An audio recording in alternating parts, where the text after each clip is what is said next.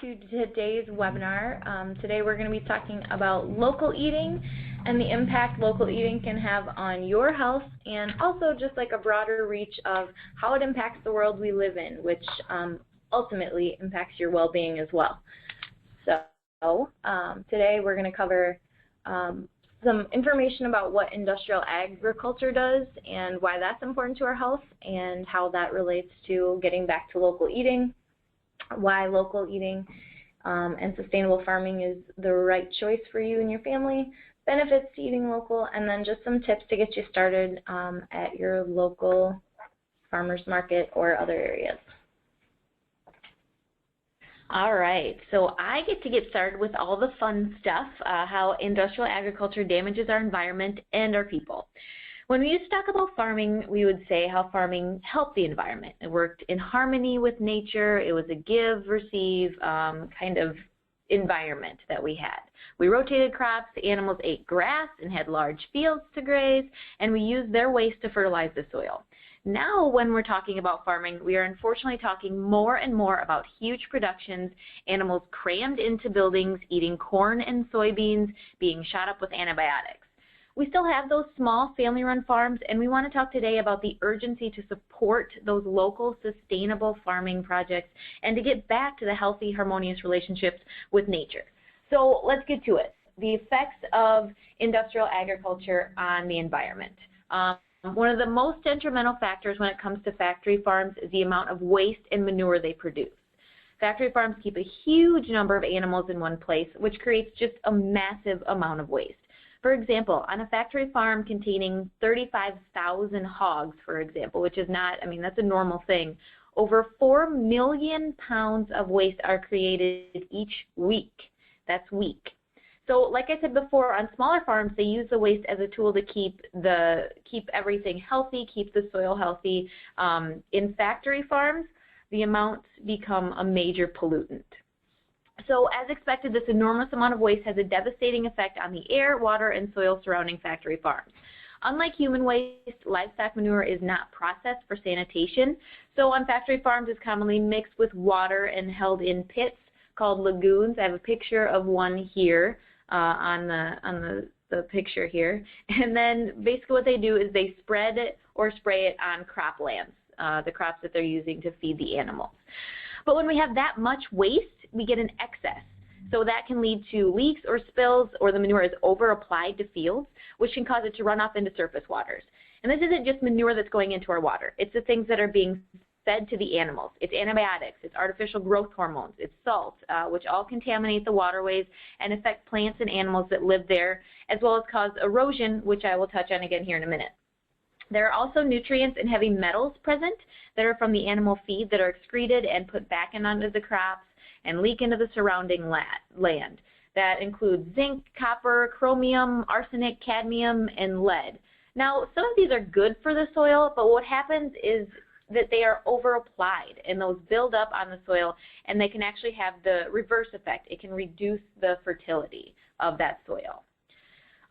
So air and water pollution. Factory farms emit harmful gases and particles like methane and hydrogen sulfide, which can contribute to a global warming on an environmental impact. Air pollution results from the overuse of machinery, mismanagement of manure, and feeding the animals those harmful additives that come out in their waste, which goes up into the air. Chemical fertilizers and pesticides are also a huge problem and are a leading source of water pollution in the U.S. The chemical runoff kills fish, hurts aquatic habitats, and threatens drinking water. And these farms also just use a huge amount of our non-contaminated water to begin with, cutting down on the local reserves that we already have. Feed crops are another effect that industrial ag has on our environment. These are the crops that are raised to feed the massive amount of animals on these factory farms, typically corn and soybeans. The average cow eats roughly 30 pounds of food each day. So when you've got numerous cows and other animals, you need to grow a lot of that food for them to eat. Now, some of the cows can feed themselves by grazing on pasture, but the vast majority on these factory farms are raised in feedlots where they just eat corn and soybeans. So what happens? Our cropland is pushed harder and harder to produce food for these animals. What these farms do is push the lands to produce bigger yields, not giving them time to replenish themselves, and it throws that natural system out of balance. When we grow crops, the plants take nutrients out of the soil. Sustainable farms practice natural methods to replenish these nutrients, which I will touch on here in a few minutes, but factory farms basically use chemical fertilizers to put in the bare minimum of those nutrients back to grow the next crop. They don't do more than they need to, obviously. These are not as effective, and they're known to actually cause long-term depletion of organic matter, and that's going to hurt that soil quality for long term. Overtilling is another issue on factory farms. When we plow land, we turn up that soil for new crops. But this soil that's just turned up is also the most susceptible to erosion. There are good ways to protect against erosion, but these precautions are not typically taken on these big factory farms, again, leading to the problems that we're getting. That topsoil gets eroded away, and the most nutrient-dense soil is gone, which usually has about 1.5 times more organic matter than that soil below it. So that fertility is being lost. It's being washed down the river, basically. Doing this again and again leads to land that is not usable anymore. Then what? Then they move on to new land and do the exact same thing. The bottom line here, crops need to be rotated to replenish the soil, and this is not being done by those factory farms. All right, public health effects. Now, this is the one that you guys should be very keen on, because everything that you get from those factory farms is affecting your health. So now, as I already talked about the farms hurting our environment, I'm sure, or I hope most of you have been thinking that these negative effects, oh man, they have to affect people too. Absolutely. Here are some examples of why you need to get away from those factory farms and get back to our local sustainable practices. Antibiotic resistance. As a result of the confined, crowded, unsanitary conditions found on factory farms, animals are stressed and they're prone to sickness. Rather than improving the conditions, factory farms routinely just add low doses of antibiotics to the animal feed. The use of this antibiotics also artificially boosts animals' growth rates, so it's another motivation to keep using them, because if your animals grow faster, then you're going to be able to sell them for more. According to the FDA, approximately 80% of all antibiotics used in the United States are fed to farm animals for non-therapeutic purposes.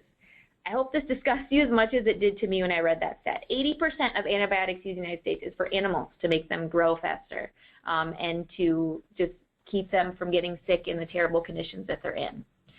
So what happens when the animals are continuously fed those antibiotics? Well, stronger bacteria form and the antibiotic-resistant bacteria is born. But it doesn't stop there. That bacteria is in the manure, and as we've already discussed, this manure leaks into groundwater and contaminates the surrounding areas. And water doesn't just hang out, it flows. So this contamination can affect water many miles away. This bacteria spreads, gets to humans, and then medicines that we have become less effective. The Institute of Medicine estimates that antibiotic resistance bacteria cause U.S. healthcare costs to increase by $4 to $5 billion each year. You think that doesn't affect your insurance premiums? All right, moving on, water pollution. The bacteria isn't the only thing that gets into our drinking water. Here are a few more examples of the nasty stuff factory farms are leaking into our lives. First one, nitrate. Manure contains high levels of nitrogen. A nutrient, when we combine that with oxygen, forms nitrate. Since factory farms produce huge quantities of manure, they can cause nitrate to rapidly accumulate in the ground and the surface water. High levels of nitrate in drinking water can cause infants to develop what's called blue baby syndrome. Basically, this reduces the oxygen carrying capacity of the infant's blood and can be fatal if left untreated. And this is just one example. According to the EPA, long-term exposure to high levels of nitrate may cause adults to suffer from diuresis, which is the increased production of urine, increased starchy deposits, and hemorrhaging of the spleen. In the U.S. counties with factory farms, approximately 1.3 million households rely on water wells in which the nitrate levels exceed the maximum contaminant level set by the EPA. You hear that? They exceed that level, 1.3 million households. So that's the damage that we've already done and we're already dealing with. Pathogens.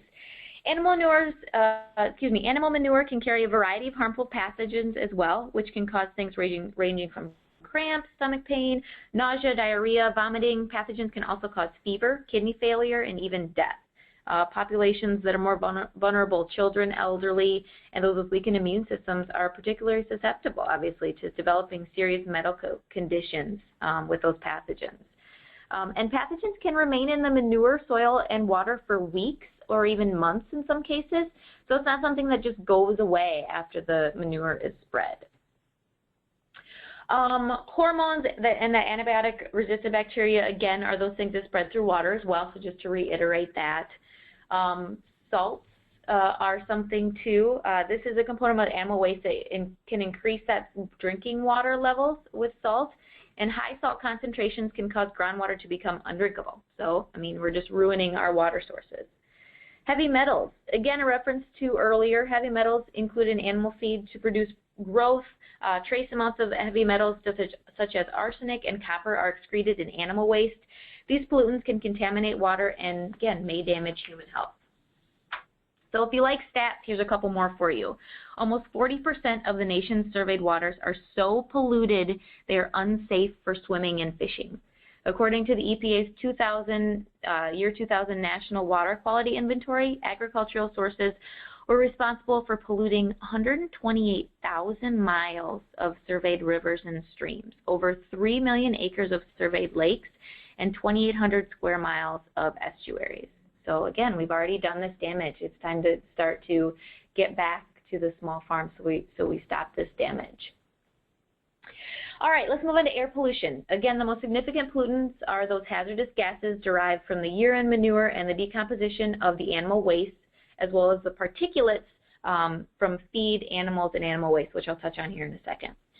Major air pollutants, hydrogen sulfide, one of the most dangerous ones that are emitted. Even levels well below the threshold for irritation or toxicity can cause health problems.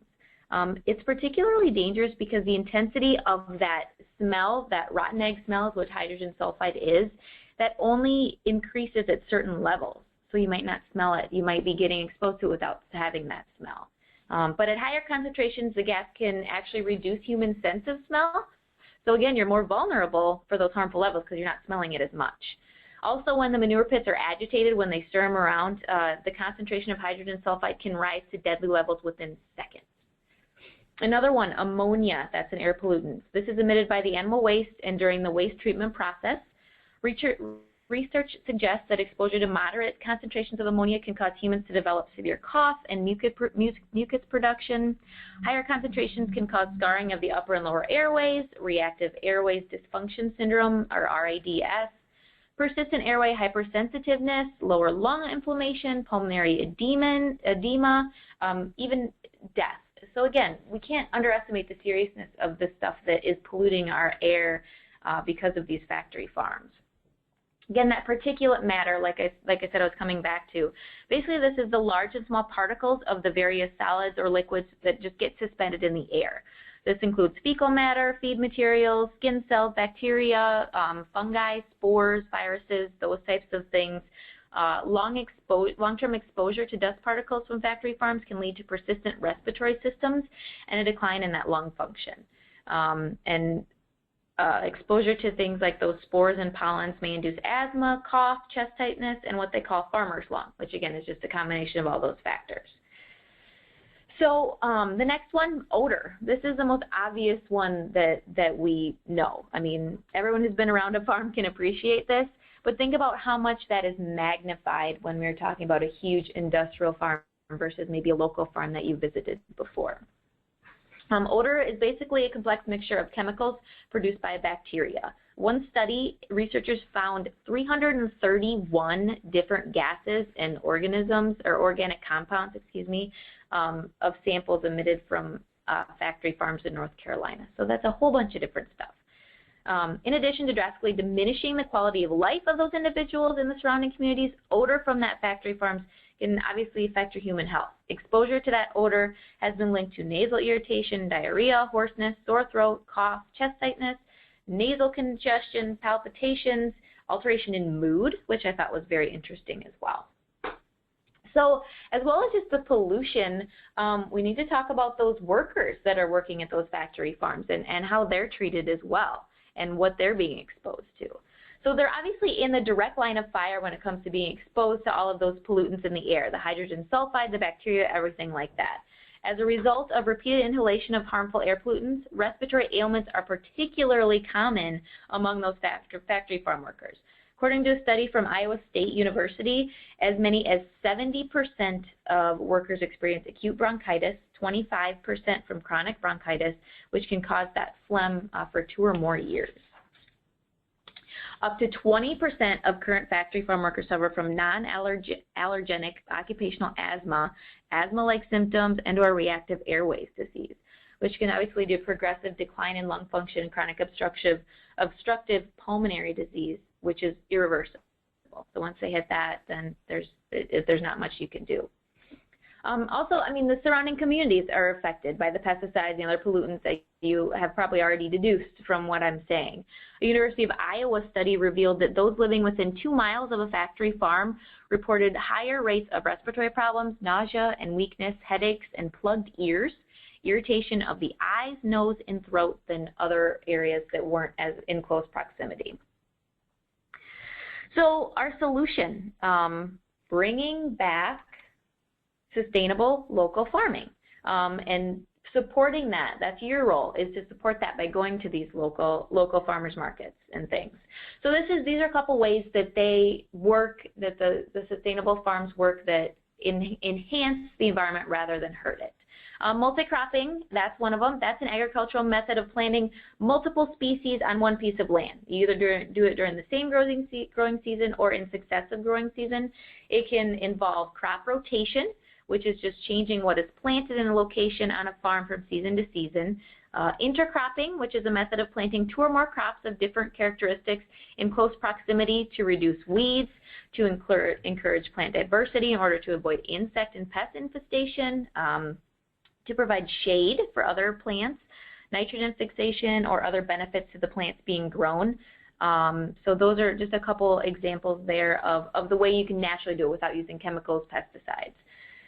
The benefits of doing those types of things, increased yields, and it seems kind of backwards because those big factory farms are pushing the crops, but you actually get more benefit in the long term if you do the sustainable practices. Monocropping has been shown to decrease yields over time, while multiculture practices such as crop rotation and the use of cover crops can increase yields by reducing pests, improving soil health, increasing water retention. Like I said, decreased pest susceptibility is a big one. Multicropping reduces that vulnerability to a wide array of pests, including weeds and insects. The lack of genetic diversity on the monocropped farms means that a single pest can decimate a large area of that cropland. It increases biodiversity. Multi-crop farms have a number of species that may interact in a meaningful way, such as, like I said again, providing shade for other crops, providing more nutrients for them, or just repelling those pests. Sustainable farms do minimal to no pesticide use. Industrial crop production relies heavily upon those pesticides, as we've said, in part because the practice of monocropping increases that vulnerability. Again, like I said, these pesticides affect not only the plant quality, but the health of those who eat the plants. Sustainable crop production greatly reduces pesticide use. In fact, many sustainable farms don't use any commercial pesticides at all. A number of alternatives that they use out there, one of them is called integrated pest management. It's basically you monitor and identify pests before they become a threat.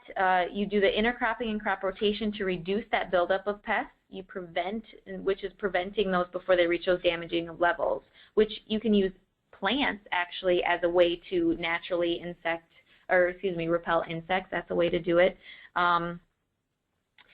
Companion planting is related to a method that capitalizes on plants that are natural pest repellents, like I said. Marigolds are one example of that. Plants that are more attractive to pests than the primary crop, so they go towards them rather than the primary crop you're growing. Mulching, ground cover, manual control are just other ways to do it. I'm not going to get too much into the specifics, but again, you can release beneficial insects and organisms as well in a natural way. You don't need those chemicals. All right, a couple more things here, then I'll let Eva take over.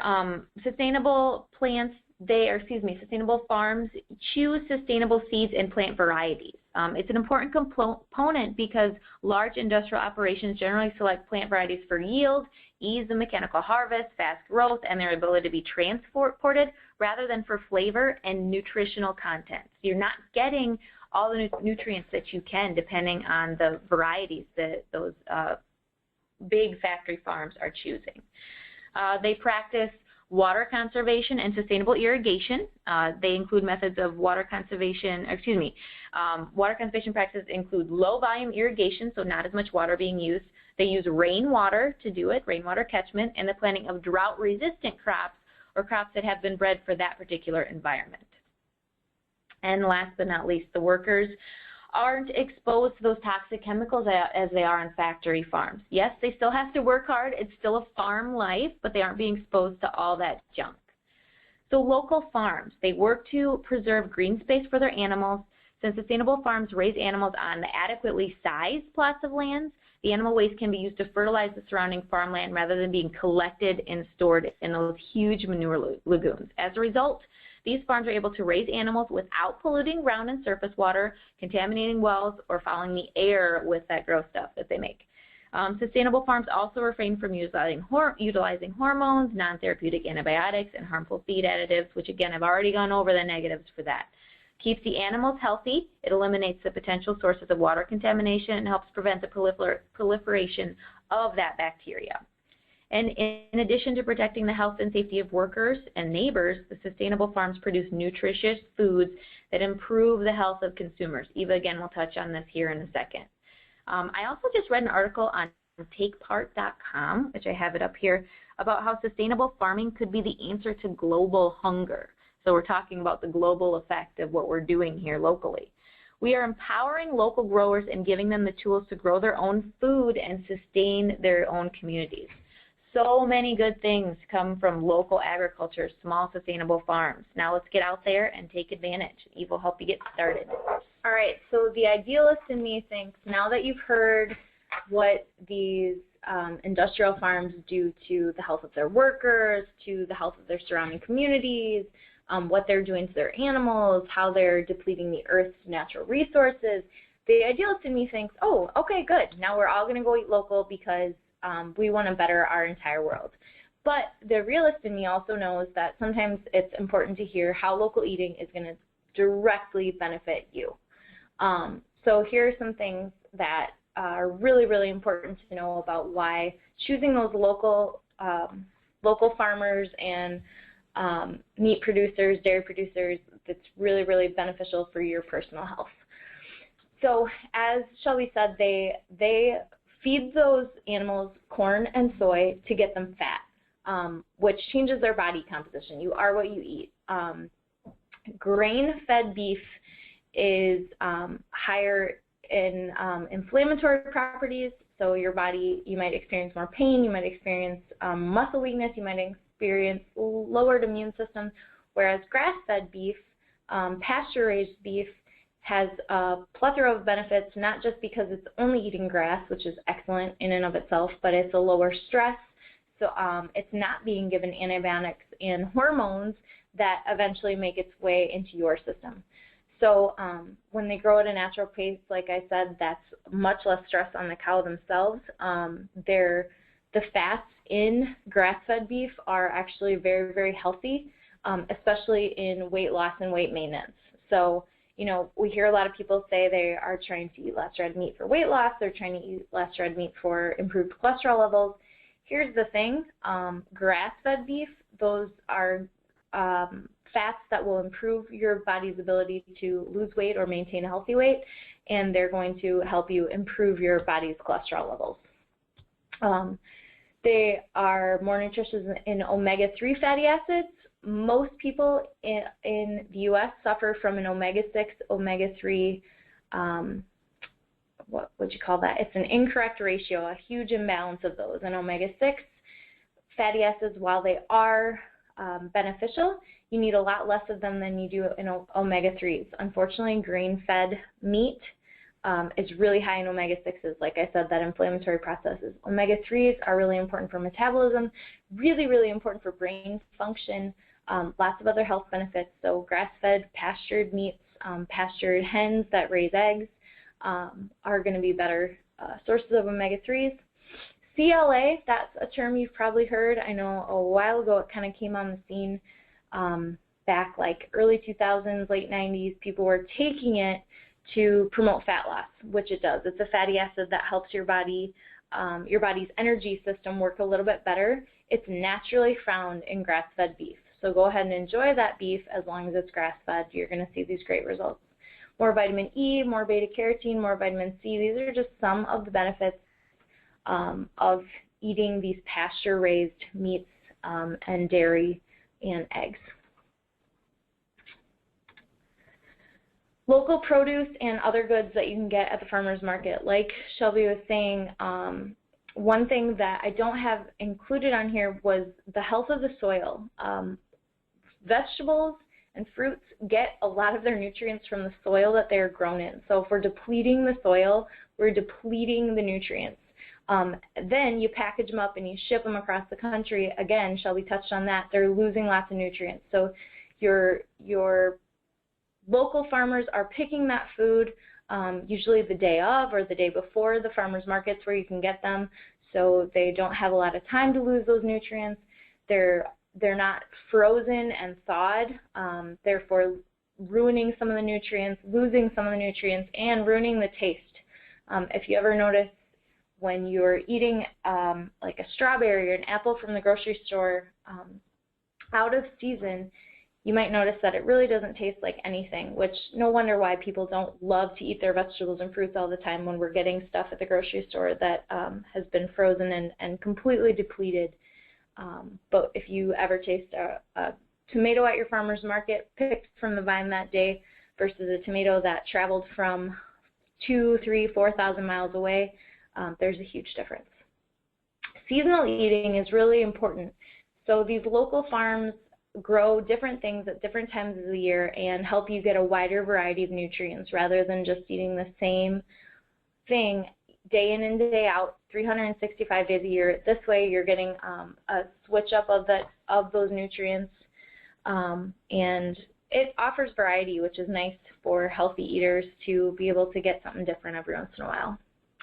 Less pesticide consumption. You know, we've talked in past webinars about the health risks of pesticides, especially in children. So we're always trying to get our kids to eat vegetables and fruits.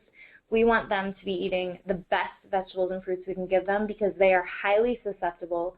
Their developing bodies, their developing mind are highly susceptible to pesticide contamination. Adults aren't immune to it, so this goes for you. But more importantly, you know, a lot of people put their kids' health above their own. So here's a great example of why local eating can be beneficial for the entire family. Just looking at some of those things that come with pesticide contamination, various kinds of cancer, birth defects, behavior disorders, another reason we want to keep our kids healthy. And then even the baked goods. You probably know that I am not a huge proponent of any kind of baked goods or packaged foods, but even the baked goods at the farmer's market tend to be better because they're made by local bakers. They're made fresh. They're not designed to sit on a grocery shelf for weeks and weeks and never go bad. These are foods that you want to eat because they don't have preservatives. They don't have a ton of chemicals. I doubt any of your local bakers are pouring corn syrup into their baked goods. So it's just really important to look at the quality of those things. You can ask your farmer about some of these. These are, they used to be called the Dirty Dozen, but they added a few. These are some of the most pesticide-heavy vegetables and fruits that we encourage you to either find organically grown or, better yet, find local organically grown. A lot of local vendors don't necessarily have that organic label, but they do practice pretty safe harvesting methods and fertilization. They're not using all those sprays. Farmers market's a great place to find out about this. Apples, strawberries, grapes, celery, peaches, spinach, bell peppers, nectarines, cucumbers, cherry tomatoes, which are awesome from the farmers market, snap peas, potatoes, hot peppers, and then kale and any of your collard greens. Those are things that you want to get without pesticides because those are the ones that are shown to be the worst. So just some tips for your farmer's market really quickly here. We want you to be able to utilize the information that we are giving you today to go out and start feeding yourself a little bit better. So the saying is, know your farmer, know your food. The farmer's market offers you the opportunity to talk with the farmers about their growing practices. So like I said, it doesn't mean, just because it's local doesn't mean it was grown responsibly. That's why you're there and you're able to talk to those vendors face to face. So find out, when was it picked, how was it grown, where did it live, what did it eat, what are the conditions like. Farmers markets, the vendors typically love to talk. They will talk your ear off all day long. They want you to know what they're doing and how they're producing this food, because it's something they're very passionate about, and they want to give you quality information along with their quality goods. Bring cash. Some vendors now, especially as technology climbs, have a way to do a card reader. A lot of them do accept like SNAP benefit cards, but cash is still probably the easiest bet. So if you've got some extra ones and tens and fives laying around, that's really helpful at your farmer's market. Don't show up with a $50 bill first thing in the morning and expect to get a bunch of change. So bring small bills hopefully, but cash is quickest way to get you in and out of there. Bring your own bag. That's just another way to continue being a responsible consumer. You're lessening pollution. That cuts down on costs for the vendors to not have to supply bags for you. So if you've got extra grocery bags laying around, or just some canvas or green bags that you've gotten before, bring those along. It's really, really helpful. And it's easier to carry once you're loading up on all those vegetables. Throw it over your shoulder. Come early in the day. You get first pick at the produce. It's less busy. You can talk to those farmers without a lot of hassle. Or some people like to go late, because at the end of the day, say your farmer's market ends at noon, you get there at 11:30, they're trying to get rid of that stuff so that they can get a whole new fresh batch for you the next week. So sometimes it pays to come late if you can kind of haggle with those vendors, which is another benefit of farmer's market, is to be able to get better deals on things, because the vendor's right there. They want to sell to you. So if you're there, you might have a easier time getting a bundle deal of some things they want to get rid of. Or they might have run out and restocked with stuff they picked that day instead of the day before. So just some tips, but kind of feel it out. Some people like the crowds, some people don't. So those are just some ways for getting started with your farmer's market. And here is a great website that shall be found to find the local food in your area. eatwellguide.org. We're going to post this on our blog along with our other webinars, so you'll be able to refer to this website. We'll put that link up there too. But this way you can get a good handle on what local eating options are in your area, or finding grocery stores that carry small farm products. So do some research on the foods that you love, the products you're buying. Find out, how to be a responsible consumer so that you can get the best quality stuff that you like and continue to better our world.